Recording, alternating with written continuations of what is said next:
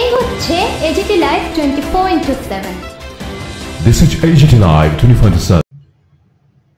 আসন্ন শারদীয়ার আগমনীকে কেন্দ্র করে নানা সামাজিক কর্মসূচি হাতে নিয়েছে জেলা সদর আমবাসার নানা পূজা উদ্যোক্তারা, যার মধ্যে অবশ্যই নাম নিতে হয় আমবাসা মোটর স্ট্যান্ডের সংলগ্ন স্থানে অবস্থিত সংহতি সামাজিক সংস্থার। 8ই অক্টোবর সাত সকালে উদ্যোক্তাদের পক্ষে প্রায় 30 জন সদস্য হাতে ঝাড়ু নিয়ে মাঠে নেমে পড়ে সাফাই অভিযানে।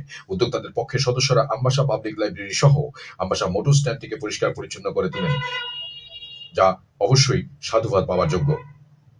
Bureau report, AGT Live 24/7।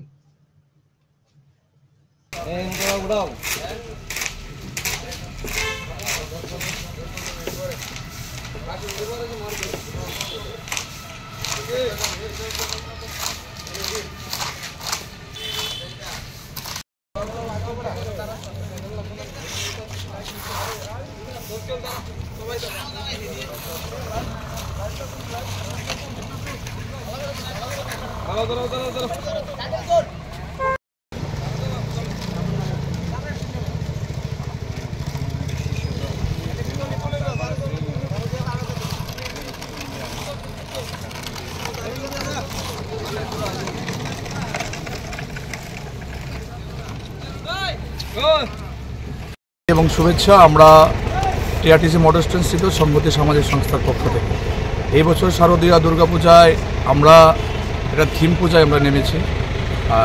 এই বছর আমরা আমাদের হ্যান্ডিক্রাফটস বাঁশ বেতের কাজের মাধ্যমে সমাজে কিছু আমাদের যে থিম আমরা উঠিয়ে তোলার চেষ্টা করছি।